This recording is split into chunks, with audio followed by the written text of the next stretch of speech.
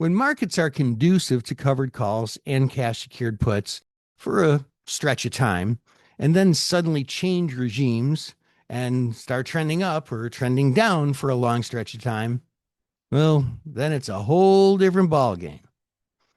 Typically, when directional trends are long and strong, covered calls and cash secured puts benefit less.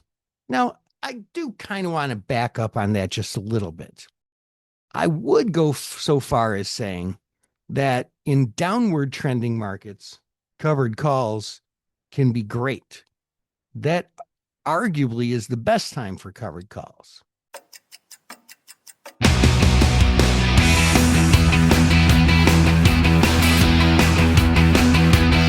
Hello, Wealth Builders. You're listening to Wealth Building with Options. Here's your host, Dan Passarelli. Hey, Wealth Building family. Welcome to episode 65, The Best Markets for Wheel Trades. But before we get started, I just wanted to thank all of you for your support. My new book, Build Consistent Wealth with Options, was an Amazon bestseller in both options trading books and investment analysis and strategy books. Wow. We could not have done this without the tremendous support from this community. So thank you. Thank you very much for your part in the wealth building community. And those of you who have read the book, I would love to hear your feedback on Build Consistent Wealth with Options. Let me know in the comments. Don't you just love when things are easy? Sure, we all do, right? Well, that's not universally true. Studies show that humans' brains are wired to like to solve puzzles, simple puzzles that are not overwhelming. Too easy? Well, that's just boring. Too hard? Well, that's frustrating. But that said, while trading the wheel is indeed a puzzle of its own, I'm going to tell you, I'd be really okay with it being too easy, right? To me, that's not the risk of being too boring. I will take the easy money when it comes. And sometimes it does. Not always, but sometimes it does. When markets trade sideways or trade in what's called a channel, which is when they kind of hit support and then bounce higher, and then they hit resistance and they bounce back lower, sort of like they're playing bumper bowling. Well, those are the best times for the wheel. The wheel feels like a no-brainer in those times, right? But, well, it doesn't always work out that way, does it? Sooner or later, the market always changes the regime. Now, regime is trader jargon for when a market acts with a certain characteristic for a period of time, like maybe, okay, it's been falling for a while, or it's been climbing steadily higher for a while, or it's been in a channel for a while. But a market regime can suddenly change with the snap of a finger and seemingly for no reason. When that happens, it's just a new regime. Everything's just plain different. There are a lot of regimes that are pretty amicable for cycling through the wheel, but the toughest ones, arguably, are the long trending markets, especially ones that have some velocity to them. Now, these are the types of markets that just regular old buy and hold investors love, but it can be a little tougher for us. When markets are conducive to covered calls and cash secured puts for a stretch of time, and then suddenly change regimes and start trending up or trending down for a long stretch of time, well, then it's a whole different ballgame. Typically, when directional trends are long and strong, covered calls and cash secured puts benefit less.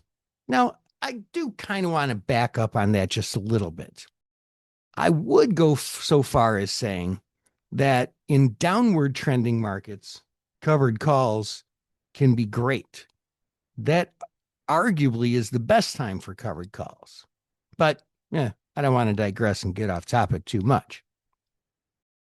Investors tend to have increased frequency of buying back options for net zero profit or maybe even a loss when they have to roll up and out or down and out or just up or just out in trending markets. And it's not uncommon for investors to have prolonged cycles where there's several cogs in the wheel where that happens. This is different when it's those easier periods where, oh, well, we're about to expire, buy it back for 3 cents, sell another one, wham, bam, boom, done. Yeah, it gets a little tougher. Now, this is not to say that the wheel doesn't work in trending markets. It just doesn't work quite as well, or it's just not quite as easy as it is in those sideways or down markets. Once the regime changes to that more difficult trend-driven type market, it can be difficult for investors to make the mental switch. And we all know, and we've talked about it quite a bit, and we're going to talk about it more. Trading is a mental game, and we trade less skillfully when regimes change from easy trading to trending markets. There's a paper written in 1962 by James C. Davies, and it was called Toward a Theory of Revolution. So here's the gist. The assertion in the paper is that revolutions are more likely to occur when, after a long period of improving living and economic conditions, things change. And then there becomes a decline in those conditions. It's when, hey, we've got it good. Oh, we've got it even better. Hey, things are great. And then gets taken away. That's when it's more likely for there to be revolutions. To me, this seems very related to the component of prospect theory that we know as loss aversion. Losing the good life or trade environment is so much worse than how good it felt when we had it good. Some might even say it can be a little traumatic. Now, my long-term listeners, and especially those who have done classes with Market Taker Mentoring or even have gone through our one-on-one coaching program, which, by the way, we are accepting applications for at this time. We don't always. Sometimes we're full and we can't take students, but we actually are right now. So if you're interested, you can just email me, dan@markettaker.com. I will personally either have our trader success team give you a jingle, or hey, you never know, I might even do it myself. But those of you who are long-term followers, you know that I like to go down weird rabbit holes, right? Like, I'm always saying some crazy stuff. Well, here's a rabbit hole that I went down not too long ago. I just found it really, really interesting. But you know how when humans are faced, and not even just humans, animals too, when they are faced with like a traumatic event or a stressful event, we think of fight or flight, right? Fight or flight. We always heard fight or flight. That's been in our vocabulary since we were little kids, I think, right? Well, that was first described by a guy named Walter B. Cannon in the early 1990s. And this fight or flight survival response is how a lot of investors manage positions. But there's another thing. It's not fight or flight anymore. The psychology world kind of learned a little bit more about this over the past few decades. And now they kept it alliterative It's fight, flight, or freeze. So let's kind of just dig into this a little bit. I think this is really important. This is something, honestly, that helped me a lot manage specifically my wheel trades, believe it or not. So imagine you're trading a cash secured put and, oh, geez, a bunch of bad things start to happen. So you sell the put and the stock, which has been trading sideways perfectly for months. Well, guess what?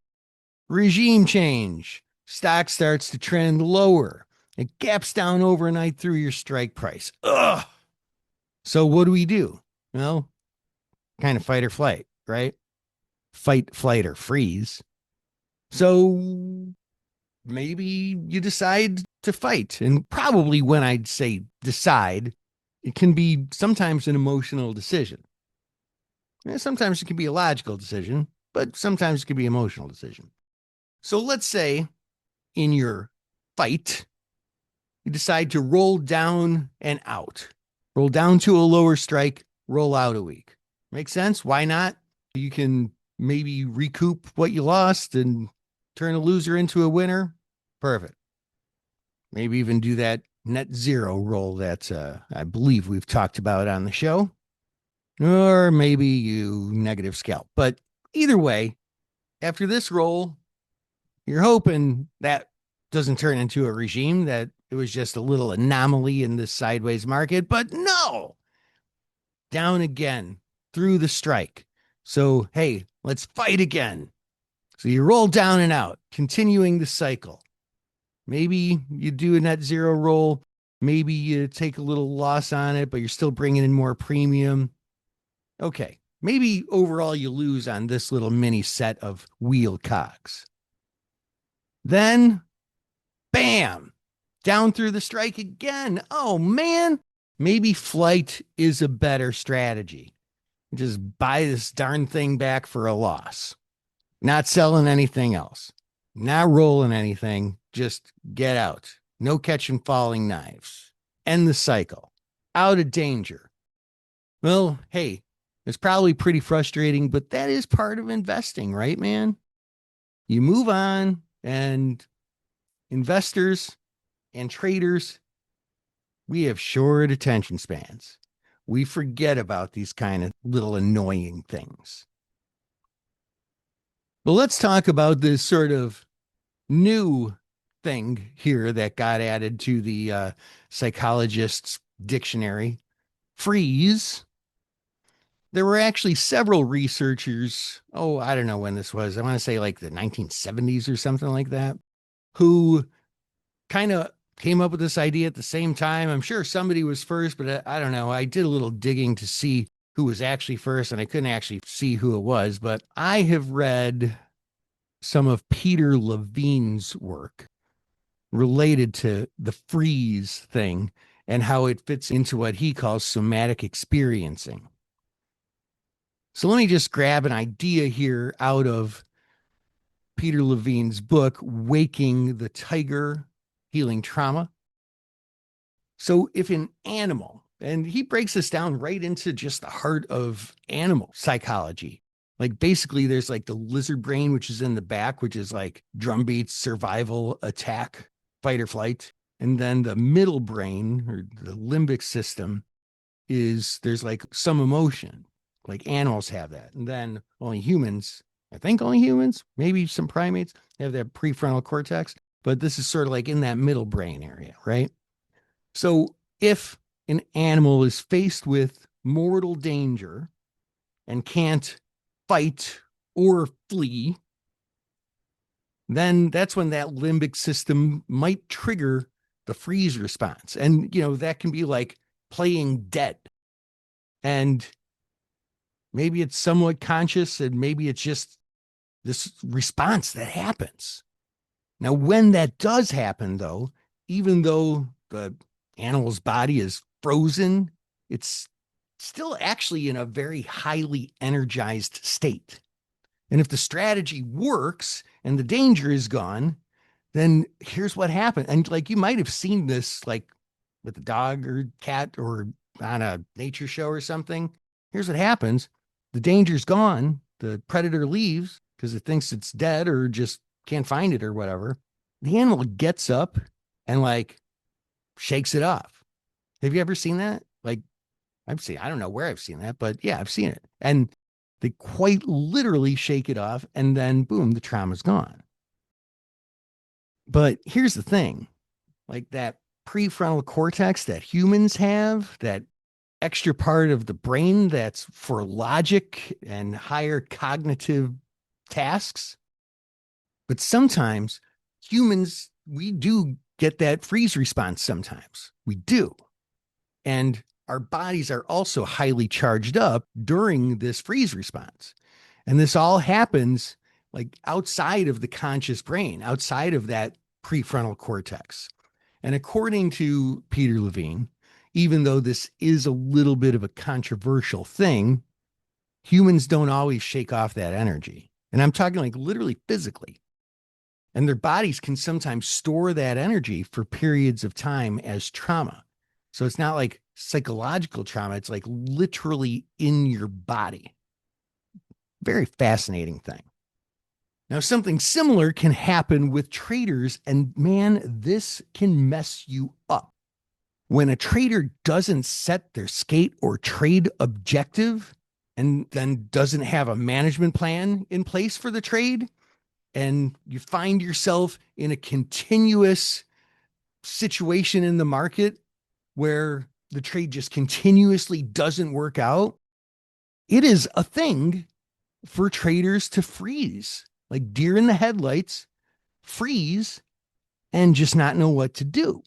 And I'm guessing that I'm not telling you something you don't know. I'm guessing that you have felt this before. I have felt this before. I think all traders have felt this before. I mean, let's go back to that previous example. Okay. Losing money on the cash secured put as the stock just keeps going boom, down through your strike, down through your strike, down through your strike, even though you're rolling down and out and down and out and down and out, boom, boom, boom. Well, look, you decide to fight and roll down and out. Okay, great. Now, we could have invoked another strategy like that flight response and cut the losses on that very first put. But, you don't know which is going to be best at the time. And that's not really the goal of being a great investor. It's having a system and knowing you're going to be right sometimes and wrong sometimes. So it doesn't really matter if you fight or flight, so flee. It doesn't matter. You do either one of those and it's a justifiable decision and it's great. But if instead you freeze,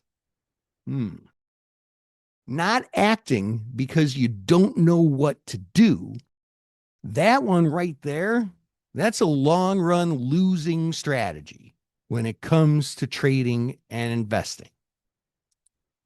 Fail to plan, plan to fail. That's kind of it, right? But this goes a little beyond that. This is, deer in the headlights mode. I'm trapped. My brain is just stuck, frozen, don't know what to do. And like a person or animal in an actual like life-threatening situation, your body is probably also energetically charged and you're feeling it. Maybe you feel the blood pressure. You're just kind of like tapping your foot and you don't even realize you're tapping your foot.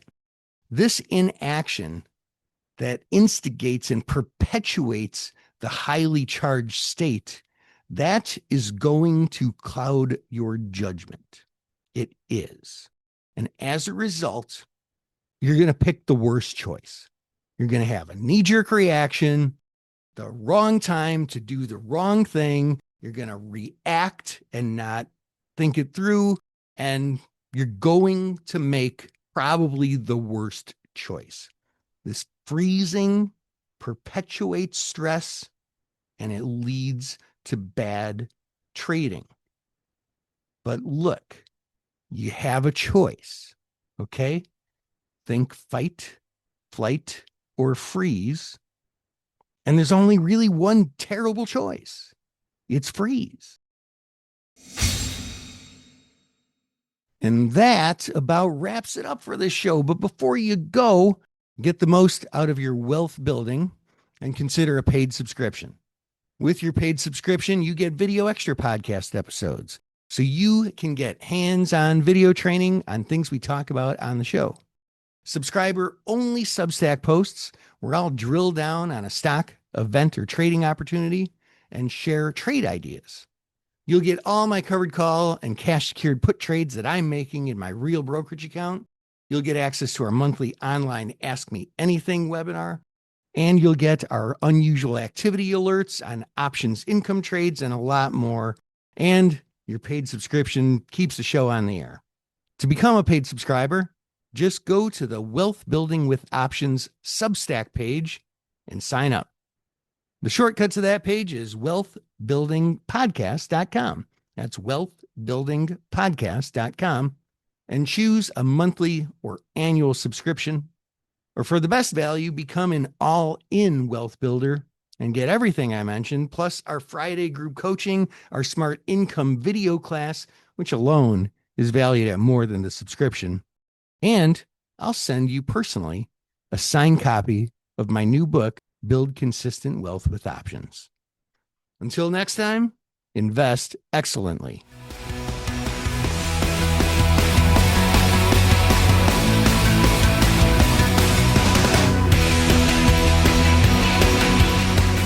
Options involve risk and are not suitable for all investors. Before buying or selling an option, read characteristics and risks of standardized options. A link is provided in the show notes. To learn more about your host, Dan Passarelli, please visit markettaker.com.